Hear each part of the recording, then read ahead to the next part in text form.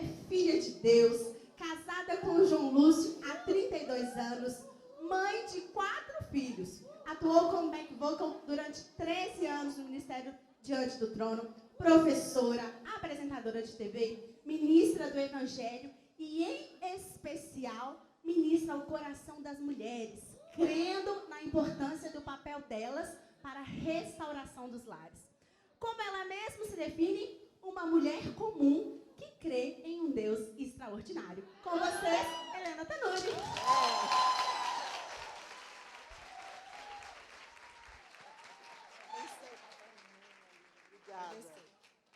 Nossa, gente, nem parece eu. Tudo bem, mulherada linda? Como é que vocês estão? Graças a Deus. Essa semana é toda nossa.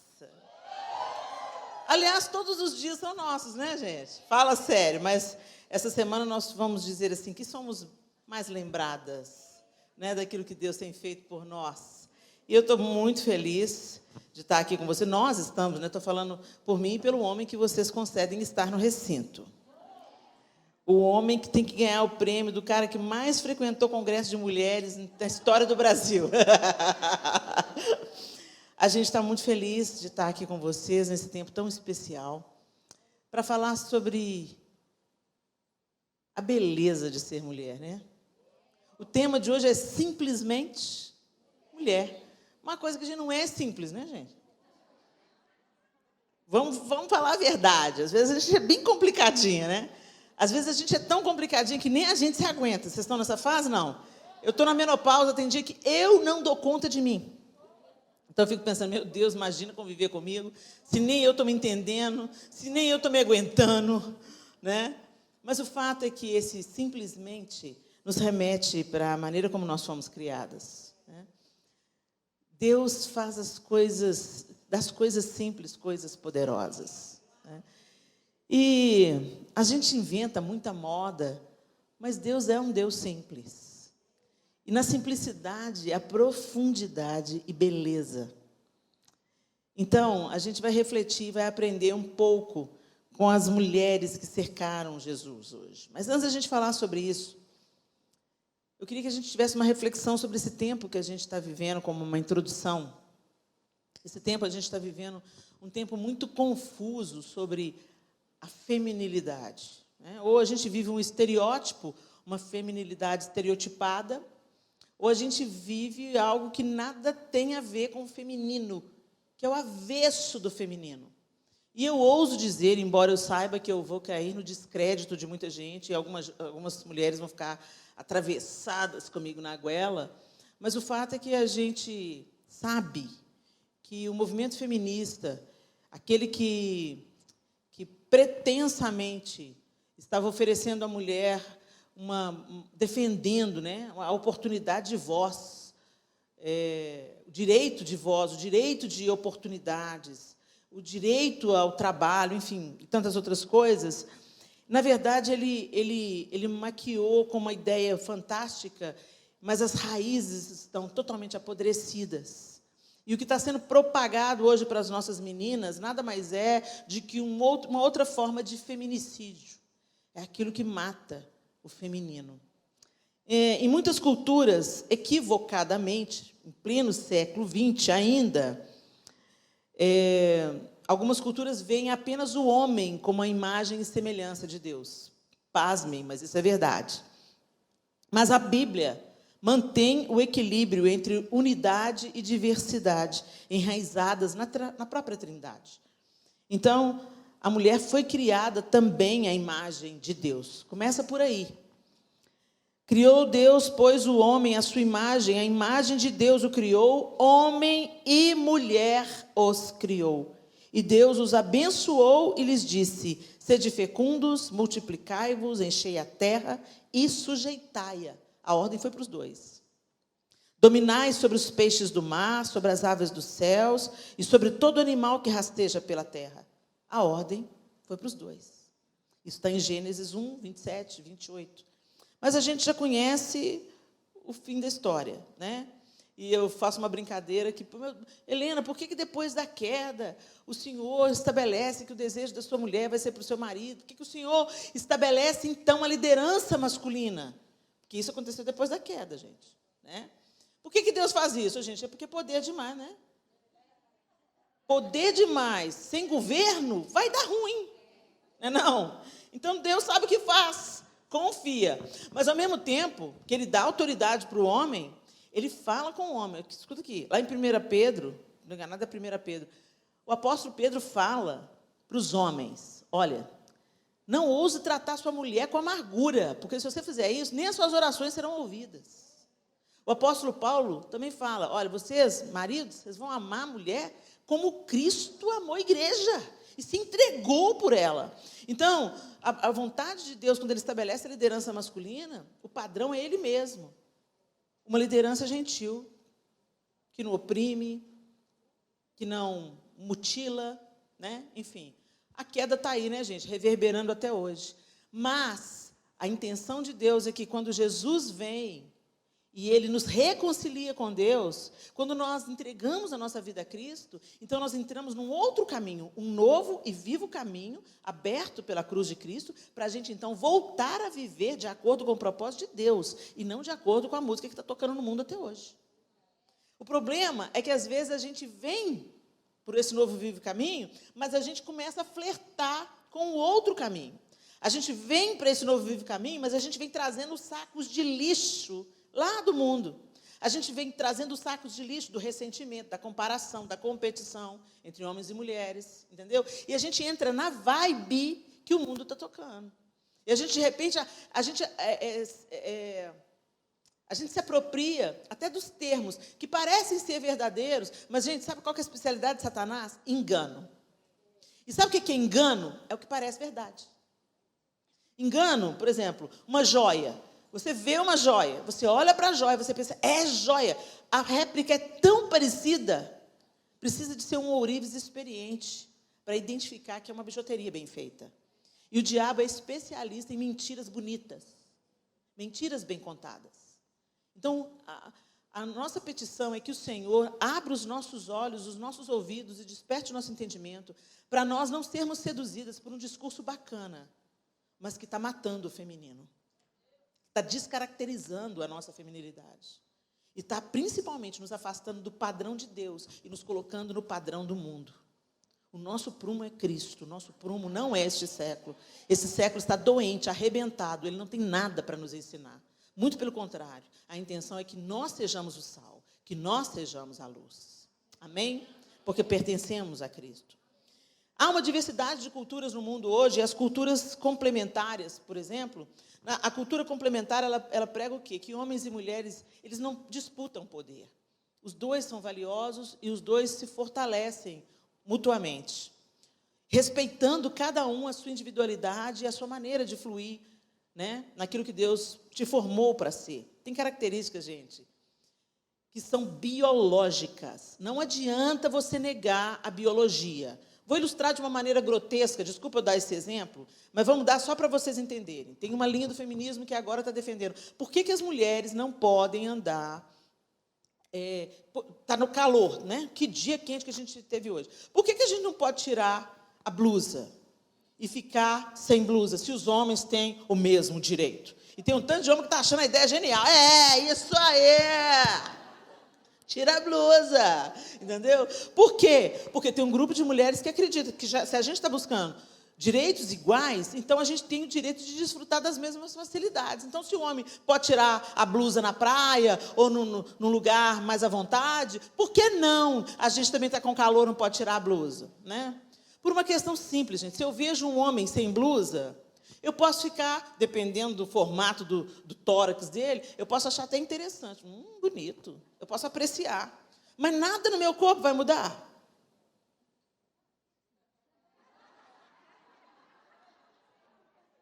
Ereção é biológico. O cara não pensa, vou ter uma ereção. Ele se sente atraído. Ele quer pegar. Né? E o corpo responde imediatamente. Não dá para negar.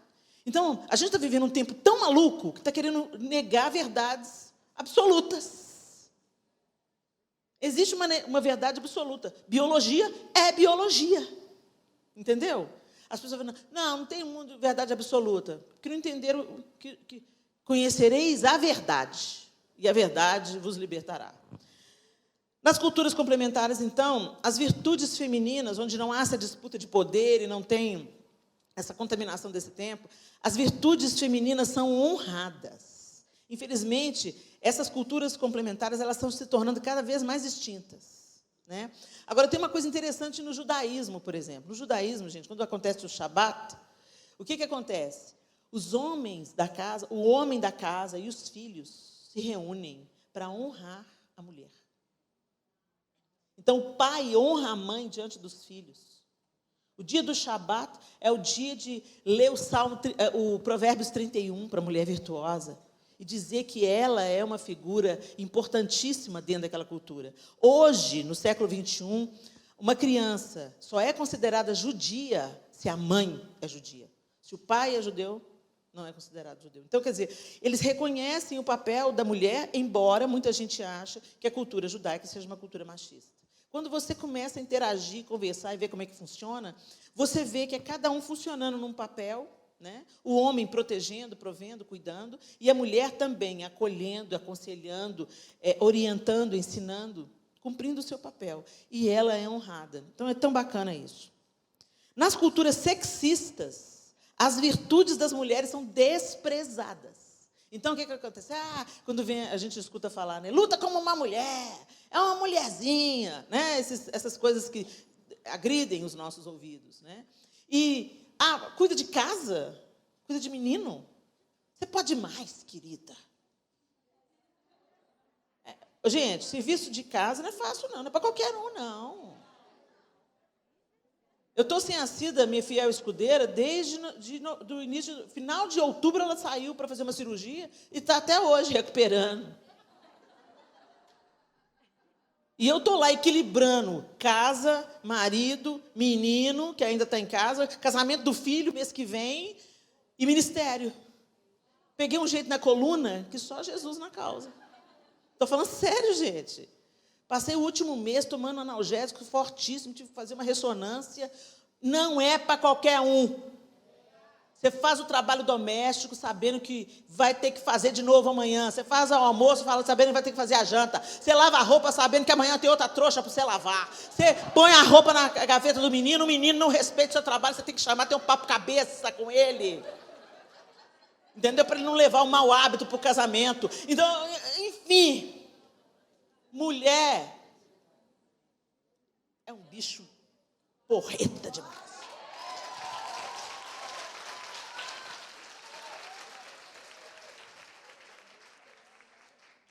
Mas nas culturas sexistas, né?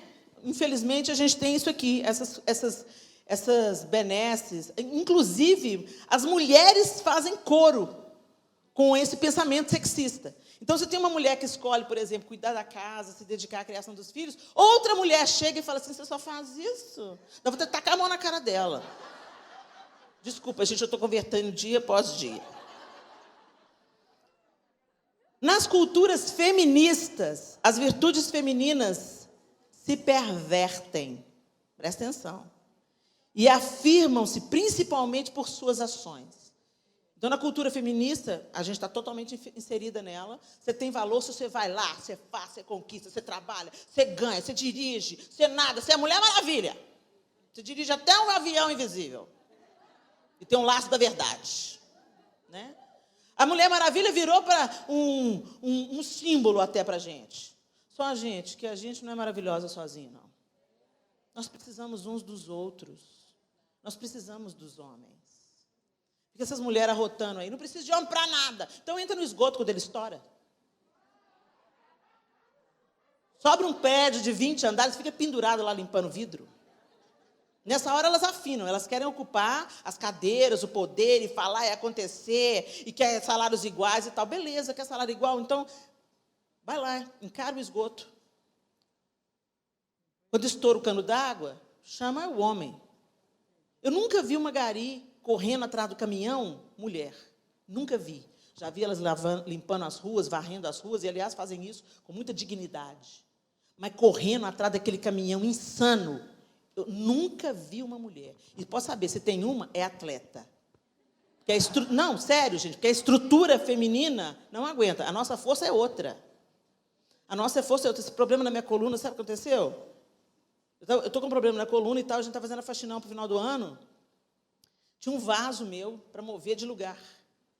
E ele não é daquela resina, ele é de cimento, concreto. Aí a valentona. Fui lá e peguei o vaso. Deu ruim. Minha força é outra, foi usada para parir 4 meninos. Se o João precisar de parir os 4 meninos, gente, se fosse homem para parir os meninos, a humanidade tinha sido extinta. Né? Eles têm uma gripe. Não é melhor nem pior, gente, características, entendeu? A maioria dos homens tem intolerância à dor, eles não dão conta de sentir dor. Eles têm coragem, eles vão lá, matam o morcego, a barata, eles vencem os medos deles, pegam os ratos pelo rabo e vão, mesmo que seja para provar que é macho. Agora, esses estão em extinção, gente. Esses estão em extinção. As mulheres, dentro do feminismo, elas estão tão caracterizadas com as funções masculinas que é os homens que estão correndo das baratas e as mulheres que estão tendo que matar as baratas. Então, o feminismo falha ao considerar igualdade do ser como uniformidade. Igualdade do ser não é uniformidade. Por isso, exige que a mulher deixe de existir como mulher e se torne um homem para ser respeitada como mulher. Então, o que o feminismo moderno está fazendo? Matando o feminino. Então, para uma mulher ser respeitada no mercado de trabalho, ela mata os ratos, entendeu? Só falta coçar. Ela se veste como homem, ela assume os cabelos debaixo do braço, ela anda de perna aberta, ela consome mais álcool do que os homens, ela começa a fumar mais do que os homens, ela começa a trair tanto quanto os homens. Espera aí, gente, é para igualar na baixaria? É para igualar naquilo que ele sente pior? Então, infelizmente, gente, é isso que está acontecendo. Né? E, embora distintas, essas culturas têm como pano de fundo a valorização primeira do elemento masculino, o que não tem nada a ver com o propósito de Deus. Então, mesmo no feminismo, que parece algo que resgata o feminino, né, que resgata o valor da mulher, não é isso que a gente está assistindo. A gente está assistindo uma degradação da figura feminina e da valorização do feminino.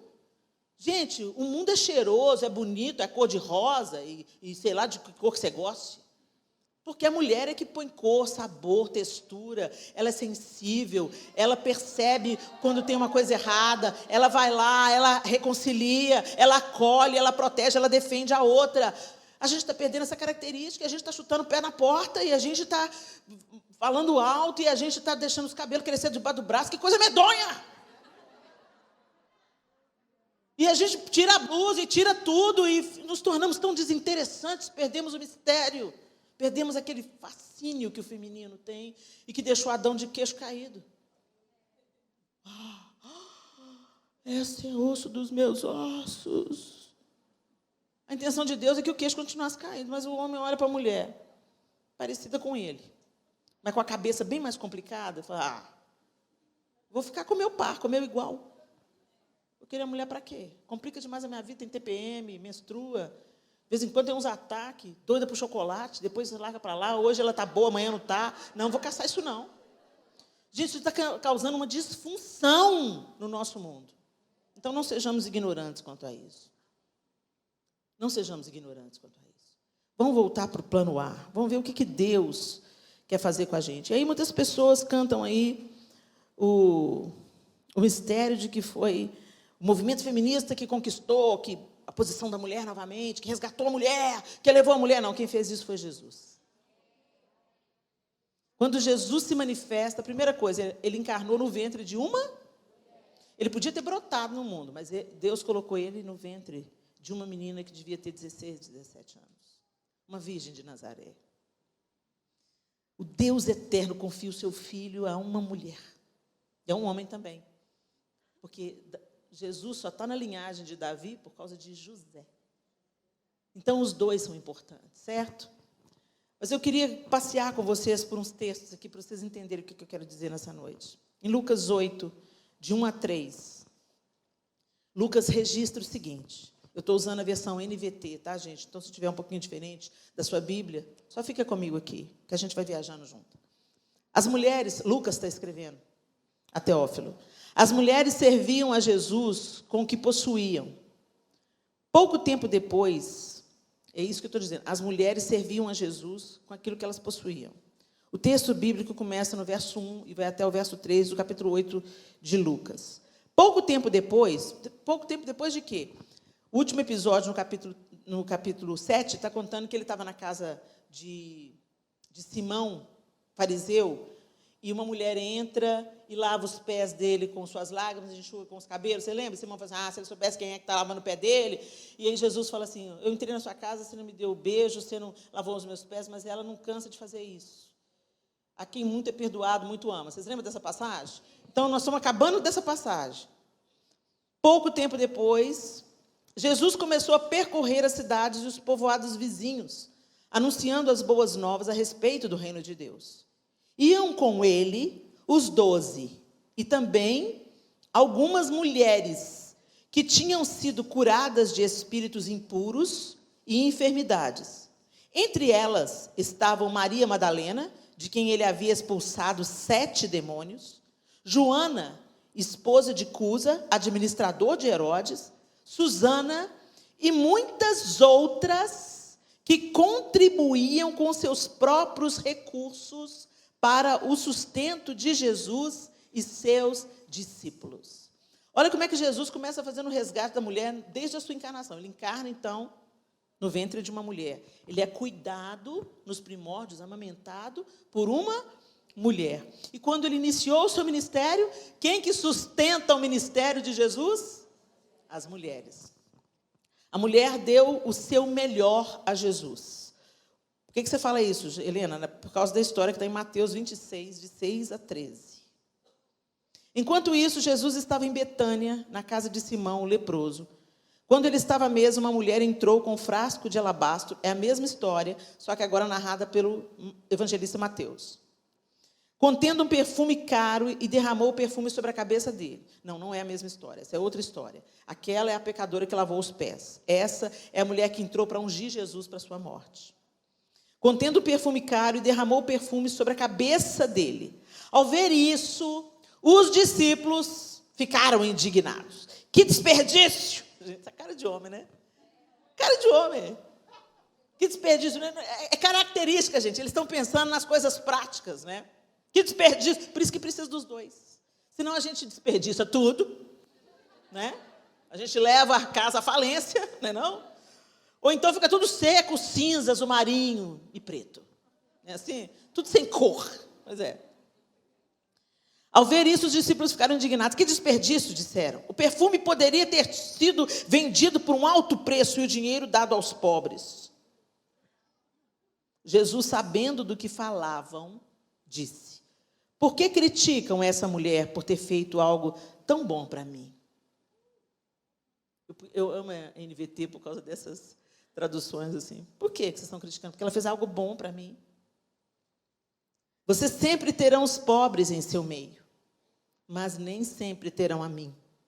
Ela derramou este perfume em mim a fim de preparar meu corpo para o sepultamento. Eu lhes garanto, onde quer que as boas novas sejam anunciadas pelo mundo, o que essa mulher fez será contado, e dela se lembrarão. Olha nós aqui, mais de 2000 anos depois. Uma mulher advertiu Pilatos quanto a Jesus.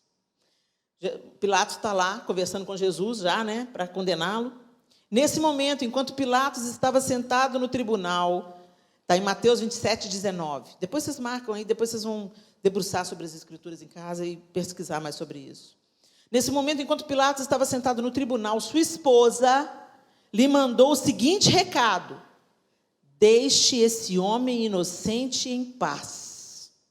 Na noite passada, eu tive um sonho a respeito dele e fiquei muito perturbada. Deus estava mostrando a mulher de Pilatos com quem que o marido dela estava tratando. Uma mulher foi avisada pelo próprio Deus e advertiu o seu marido quanto a Jesus. Deus sabia que iria levar aquilo a cabo. Mas eu fico pensando cá comigo, que Pilatos precisava de ter essa experiência.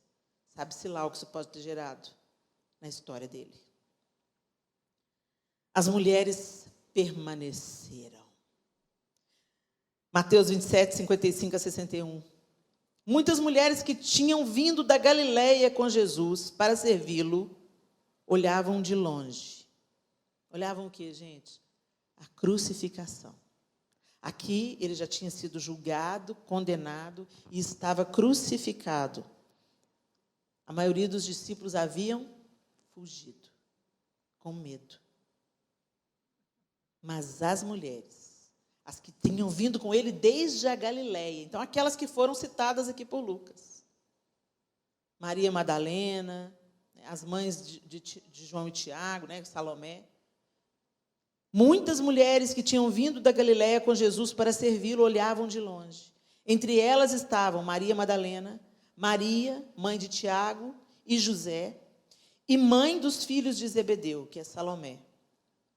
Ao entardecer, José, um homem rico de Arimateia, que tinha se tornado seguidor de Jesus, foi a Pilatos e pediu o corpo de Jesus. Pilatos ordenou que lhe entregassem o corpo. José tomou o corpo e o envolveu num lençol limpo, feito de linho, e o colocou num túmulo novo de sua propriedade, escavado na rocha. Então rolou uma grande pedra na entrada do túmulo e foi embora. Maria Madalena e a outra Maria estavam ali, sentadas em frente ao túmulo. Isso está em Mateus 27, 61. As mulheres sabiam honrar e cuidar. Lucas 23. Esse aqui eu vou ter que ir. Lucas 23, de 46, a partir do 46. Então Jesus clamou em alta voz: Pai, em tuas mãos entrego o meu espírito. Com essas palavras, deu o último suspiro. Quando o oficial romano que supervisionava a execução viu o que havia acontecido, adorou a Deus e disse: sem dúvida, este homem era inocente. E quando toda a multidão que tinha ido assistir à crucificação viu isso, voltou para casa entristecida e batendo no peito. Mas os amigos de Jesus, incluindo as mulheres que o seguiram desde a Galileia, olhavam de longe. Havia um homem bom e justo chamado José, membro, e aí narra a mesma história agora no olhar de Lucas. O que eu quero chamar a atenção mais uma vez: as mulheres da Galileia seguiram José e viram o túmulo onde o corpo de Jesus foi colocado. Depois, foram para casa e prepararam especiarias e perfumes para ungir o corpo. No sábado, descansaram, conforme a lei exigia. Aí passa para o capítulo 24. No primeiro dia da semana, bem cedo, as mulheres foram ao túmulo, levando as especiarias que haviam preparado. Vamos até aí.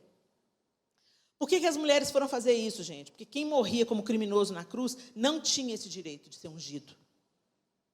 Não tinha esse direito. Era amaldiçoado. Não tinha esse direito. Ficava otorrando lá na cruz até julgado para lá, em alguma vala qualquer. Não tinha essa preocupação, esse negócio de ungir o corpo, passar especiarias e tal. Isso era uma coisa para alguém que estava sendo honrado, cuidado, lamentado, por quem estava sofrendo e estava guardando aquele corpo com todo o seu carinho e honra. Então, é muito mais do que um bando de mulher querendo fazer firula. Elas estavam honrando o seu mestre. Elas estavam com ele, mesmo quando ele era apenas um corpo sem vida. E é isso que eu quero chamar a atenção de vocês aqui. E aí, no capítulo 24 de Lucas, continua no verso 2. E viram que a pedra tinha sido afastada da entrada. Quando entraram no túmulo, não encontraram o corpo do Senhor Jesus. Enquanto estavam ali perplexas, 2 homens apareceram vestidos com mantos resplandecentes. As mulheres ficaram amedrontadas e se curvaram com o rosto em terra. Então os homens perguntaram: por que vocês procuram entre os mortos aquele que vive? Ele não está aqui, ressuscitou. Lembrem-se do que ele lhes disse na Galileia. É necessário que o Filho do Homem seja traído, entregue nas mãos de pecadores, seja crucificado e ressuscite no 3º dia. Então lembraram-se. Quem lembrou, gente? Eram elas que estavam ali assistindo. Lembraram-se dessas palavras de Jesus.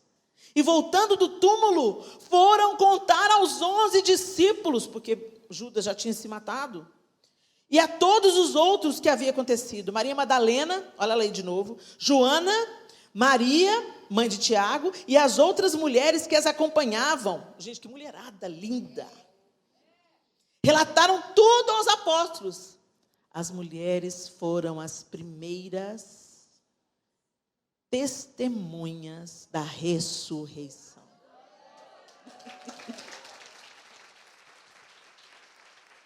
Aí pensa, gente, mas Pedro se levantou e correu até o túmulo. Por quê? Pensou, é coisa de cabeça de mulher.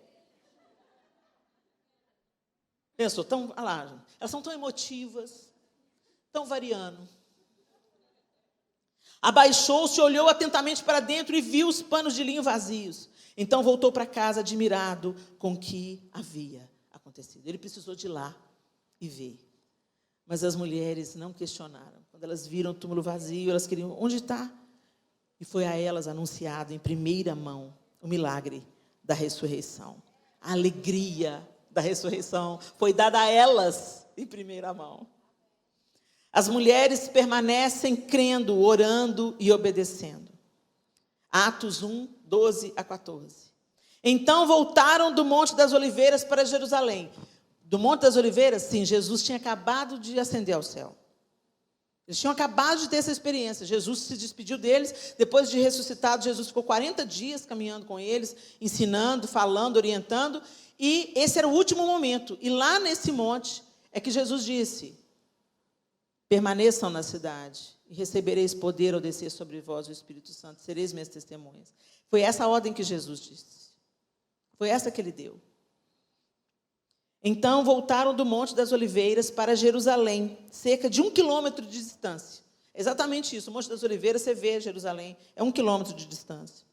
Quando chegaram, subiram à sala do andar superior da casa onde estavam hospedados. Estavam ali Pedro, João, Tiago, André, Filipe, Tomé, Bartolomeu, Mateus, Tiago, filho de Alfeu, Simão, o Zelote, e Judas, filho de Tiago. Quem eram esses, gente? Os discípulos. Todos eles se reuniam em oração com um só propósito, acompanhados de algumas mulheres e também de Maria, mãe de Jesus, e os irmãos dele. Isso está em Atos 1, 12 a 14. Só que eu quero chamar a atenção de vocês de uma tradução. Eu acabei de ler a tradução em NVT, mas se você pegar uma outra tradução qualquer, vamos ver a NVI, o verso 14 diz assim: todos eles se reuniam sempre em oração com as mulheres, inclusive Maria, a mãe de Jesus, e com os irmãos dele. As outras traduções colocam os discípulos não numa situação de superioridade. Eles se reuniam com as mulheres em oração. E se está aí um povo que gosta de orar, e quando pega o veio e não larga mais, é mulher. Não é não? Nós lemos essas passagens e eu queria realçar essas qualidades dessas mulheres espetaculares. E a gente podia citar, gente, tantas outras intercorrências com outras mulheres no ministério de Jesus. A gente pode rapidamente se lembrar, por exemplo, da mulher com fluxo de sangue.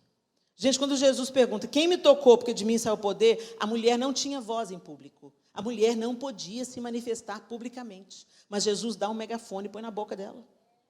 Quando ele pergunta, quem que me tocou? Porque de mim saiu o poder. Mestre, está todo mundo te tocando, está todo mundo pondo a mão. Mas uma me tocou de um jeito diferente. Alguém me tocou de um jeito diferente, porque extraiu virtude de mim, saiu vida de mim. E aí ela se apresenta, e ela abre a boca dela e diz, fui eu. E ela conta a história dela publicamente. Jesus deu voz à mulher. Se a gente para também para pensar, por exemplo, em Marta e Maria. Marta estava de bronca com Maria. Sempre tem uma mulher na vida da outra, né, gente? A gente tem que ser mais amiga, gente, mais cooperadora umas das outras. Está lá Marta se achando a última Coca-Cola do deserto porque ela estava trabalhando para Jesus. E Maria, aquela preguiçosa, estava lá sentada. Essa na leitura de Marta. Mas Jesus falou, você não entendeu. Gente, agora deixa eu te contextualizar. Mulheres não podiam aprender de um rabino, de um rabi. Mulheres não podiam se assentar aos pés de um mestre para aprender. Não era lícito para as mulheres isso, naquela época.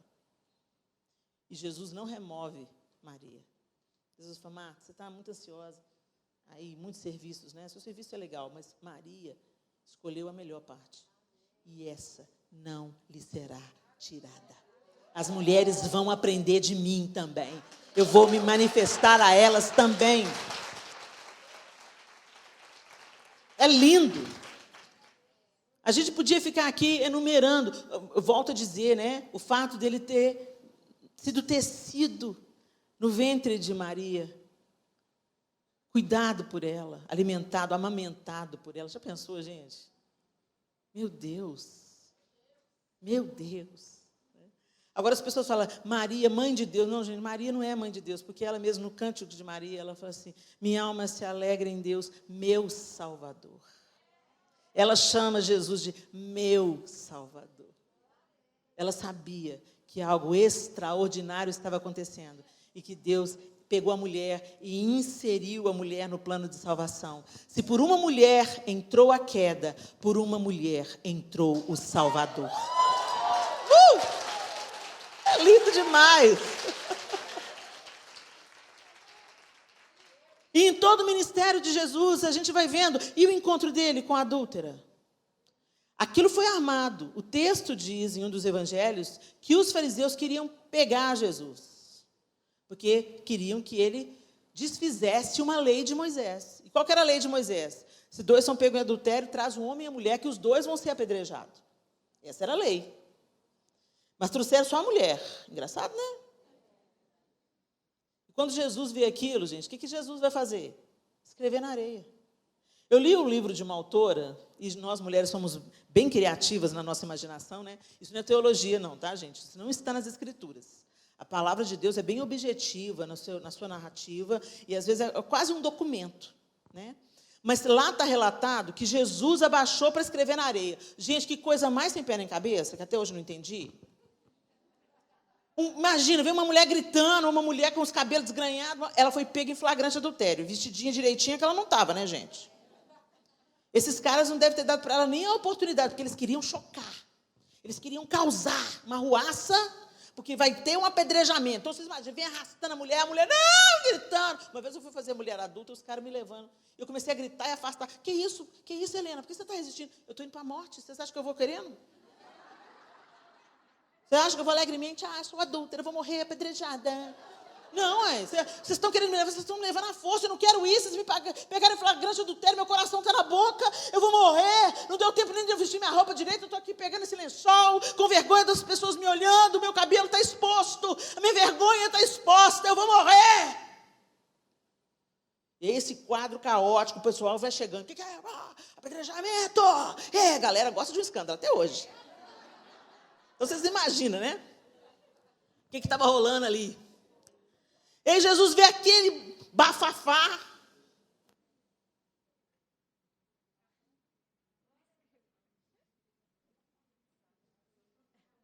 Escrever. O que acontece nesse caso, gente? Eles querem saber o que ele está escrevendo. Não é não? Se ele começa a escrever alguma coisa na areia, o que ele está escrevendo? Tira os olhos da mulher.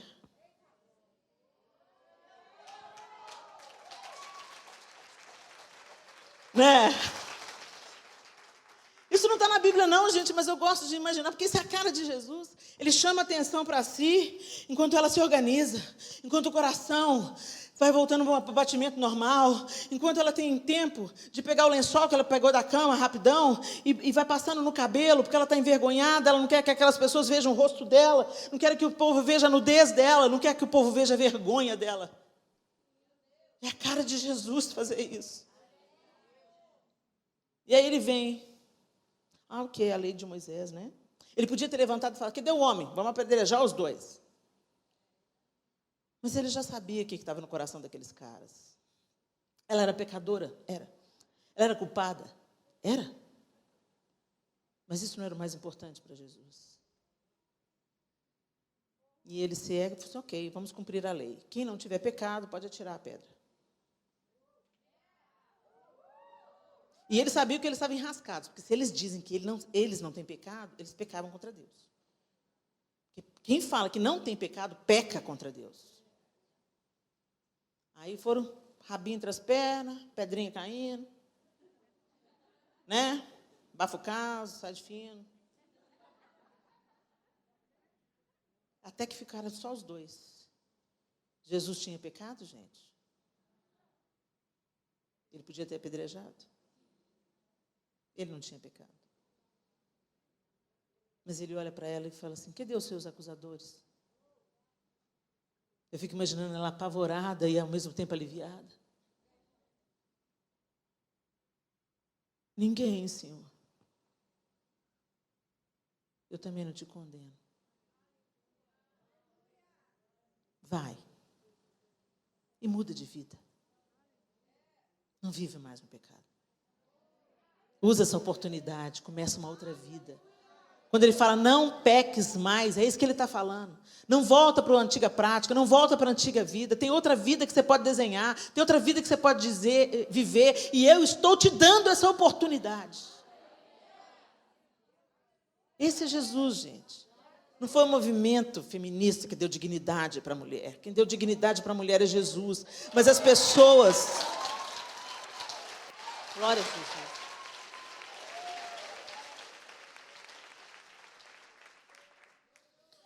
Quando eu vejo um grupo de mulheres se alegrando e celebrando porque elas ganharam o direito de abortar.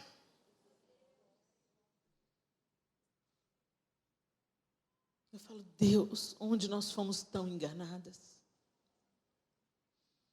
Oh, Jesus, alcança essas mulheres que estão enganadas. Tem um deus da mitologia grega que chama Procusto, ou Procrustes. E na mitologia grega conta, acho que é a grega mesmo. Tenho quase certeza que é a mitologia grega. E Procrustes era um anfitrião um pouco esquisito, porque ele tinha uma cama e as pessoas que ele recebia na sua casa, ele era um hospedeiro, e quem se hospedava na casa dele tinha que caber na cama. Se elas fossem maiores do que a cama, elas eram amputadas até caber na cama. E se elas... Gente, isso é mitologia, tá? Muita calma nessa hora. E se elas eram menores do que a cama, elas eram esticadas até caberem na cama. E é isso o que esse tempo está tentando fazer com o feminino. Mutilando, ou esticando e deformando. Procrustes está agindo aí. A cama de Procrustes, tantas vezes, é semelhante à marca do aborto. Por que as mulheres fazem aborto? Para caberem na exigência masculina de que uma mulher produtiva não pode ser mãe. Ou não pode ter mais de um filho. Porque senão ela não é a mulher poderosa, produtiva para o mercado. Ela não é interessante. Uma mulher poderosa tem que abdicar da maternidade. Ou, no máximo, ter um filho. Outro filho? Não. Não, você é pobre. Você não tem o direito de ser mãe. Mata esse filho. É um pensamento demoníaco. É um pensamento sexista. É um pensamento que anula a mulher e a sua beleza. Tem mulheres que nem querem ser mães. De onde veio essa ideia? Não, eu tenho muitas preocupações, eu quero uma carreira. Não tenho jeito para ser mãe, não quero isso para a minha vida. Se você é uma dessas mulheres, eu quero te fazer uma pergunta. Será que você não está deitando ou se deixando moldar na cama de Procusto? De onde veio esse pensamento? Que para você ter uma vida melhor, você não tem filhos, enquanto a Bíblia diz que herança do Senhor são os filhos. E o fruto do ventre, o seu galardão. Os filhos se tornaram pesados para a gente.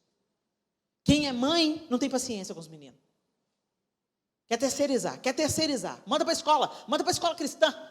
Manda para a escola dominical, vamos ver se a igreja dá jeito nesse menino. Por quê? Porque a gente tem que trabalhar, a gente tem que fazer acontecer. Essa pandemia mostrou para a gente, um tanto de família em crise, porque voltou todo mundo para casa. E ficou todo mundo desesperado. Porque está todo mundo viciado no ópio de Satanás. Que você tem que produzir, que você tem que trabalhar, que você tem que fazer, que você tem que acontecer. Ô, gente, não vamos ser aqui ignorantes, né? A gente sabe que existem realidades e desafios sociais na nossa sociedade, que hoje muitas mulheres vão para o mercado de trabalho, e eu não tenho nada contra o trabalho, não, tá, gente? Eu não tenho nada contra a mulher ter uma carreira, até porque a gente é multitarefa, né? A gente faz um tanto de coisa ao mesmo tempo, e isso é lindo. Mas, gente, quando vem a maternidade, ela tem que se sobrepor ao mercado. E é por isso que muitas estão abrindo mão da maternidade. Estão escolhendo a outra parte, não a melhor parte. Elas estão aceitando a barganha de Satanás. Vem cá, eu te dou uma carreira promissora. Para que, filho, gente? Esse mundo está tão difícil. O diabo e as suas meias verdades. Esse mundo é tão difícil, tão violento. Você vai pôr um filho no mundo. Esse mundo precisa dos seus filhos. Filhos santos, filhos ungidos, filhos cheios do Espírito Santo. Mas para um menino ser santo, ungido, cheio do Espírito Santo, você tem que pôr a mão na cabeça dele, você tem que ministrar sobre ele. Você tem que ser discipuladora e não só mãe. Você tem que gerar o menino agora com o joelho. Você gera primeiro com o útero, depois com o joelho. Você até vê Cristo formado nele. Mas isso dá trabalho, então a gente terceiriza e vai trabalhar. E muitas vezes, gente, a gente não vai trabalhar porque ou a gente quer se realizar ou pagar conta, não. A gente vai porque a gente não dá conta. Porque é uma tarefa árdua, cansativa, repetitiva. Por que você acha que Deus deu tanta palavra para a gente? Não é para a gente ficar xingando e fofocando, falando mal da vida alheia. É para a gente repetir para o menino 572 vezes. Já escovou o dente? Vai lavar esse pé? Passou desodorante? Está assistindo esse BBB por causa de quê? É para isso que a gente tem mais a palavra. Vem cá, meu filho, vamos orar. E aí você ora pela família toda, pela descendência, pela ascendência. É para isso que a gente tem muita palavra. Mas o prumo que está direcionando a nossa vida é totalmente desse século. Então a gente veio para um novo e vivo caminho e a gente está cheio de saco de lixo, carregados, apinhados das meias verdades de Satanás. Tem até camiseta escrito: sou obrigada. Não sou obrigada. É gostoso falar? Fala aí. Não sou obrigada. É bom falar, não é? Mas deixa eu te falar, isso é uma meia-verdade. Você é obrigado assim, porque quem tem responsabilidade não faz só o que quer. Faz o que precisa ser feito. Então, que o Senhor nos ajude, meninas. Que o Senhor renove a nossa mente, como o apóstolo Paulo falou, olha, se vocês querem viver a boa, perfeita e agradável vontade de Deus para vocês, tem uma condição. Vocês não podem ser formadas na forma deste século. Vocês não podem agir e pensar como esse século. Vocês têm que transformar o seu entendimento na verdade de Deus. Aí sim vocês vão poder experimentar a boa, perfeita e agradável vontade de Deus para vocês. Mas a gente está aceitando a barganha de Satanás, gente. E ele é o mestre das seduções. A mesa que ele põe é apetitosa, sedutora. Mas é veneno. E nós vamos pagar o preço. Que a gente não seja modelada pela amargura de outras mulheres que não souberam administrar sua vida. Que a gente não seja modeladas por homens que não vivem o propósito de Deus para a masculinidade, mas que nos tornemos as poderosas. Sabe o que é empoderamento? Vamos falar de empoderamento? Sabe o que é empoderamento? É educar a próxima geração de homens. Com uma nova mentalidade, com respeito. Minha mãe ensinava aos meus irmãos. Entrou uma mulher grávida no ônibus, dá lugar. Você é jovem, ela está carregando uma criança no ventre. Respeita. Minha mãe ensinava, uma menina pode estar pelada na sua frente. Você vai tratar com dignidade. Porque se ela não valoriza a si mesma, você olha para ela com dignidade, porque Deus olha para ela com dignidade. Uma mulher pode estar com a atitude errada, ela não merece ser estuprada. Uma mulher tem o poder de ensinar isso para a próxima geração de homens. E a gente está aí com tanto de homem quebrado, imaturo. Estão amadurecendo, segundo uma última pesquisa, aos 45 anos de idade. E sabe por quê? Porque tem uma mamãe falando com a filha. Vai lá, filha, conquista. Porque filha minha não foi criada para esquentar o umbigo no fogão e esfriar no tanque. E para o filho ela fala assim, quer comer o que hoje, filhão? Quando o pai vem querendo cortar esse cordão umbilical, manda esse menino trabalhar, não se meta. Não se meta com meu filhinho. E o filhinho vai querer casar, a mãe começa a disputar com a nora. E o inferno está formado. A Bíblia fala, deixa o homem, pai e mãe, una-se a sua mulher. Mãe, sai de cena. Agora você é coadjuvante. Eu estou nessa aí, já despachei um, agora estou despachando o outro mês que vem. Dói. Porque a gente cria, mamaram no nosso peito, a gente acordou de madrugada, cuidou com todo zelo, e depois aparece uma bonitinha com a metade da nossa cintura. Cheirosa, fofinha, aleluia, graças a Deus, minhas noras são umas fofas. Ganhei 2 filhas. Mas é duro a gente deixar de atriz principal para coadjuvante. Mas aceita que dói menos. Não pensa, estou perdendo meu filhinho. Não, estou ganhando mais uma filha. E são 2 amores que não competem. Amor de mãe é amor de mãe. Amor de esposa, amor de esposa. Você não pode dar para o seu filho o que a esposa dele vai dar. Então, hashtag fica a dica, sai de cena. E você, nora? Vocês estão apoiando que vocês são sogra ainda, né? Você, nora, é a mãe do seu amor. Ah, mas ela é chata, Helena, mas é a mãe do seu amor. Tem uma porção dela que está no cara que dorme com você. De uma certa forma, você dorme com a sua sogra. Tem um gene dela nele. Então, deixa eu te falar. Honra a sua sogra. Ela já percorreu um caminho que você ainda não percorreu.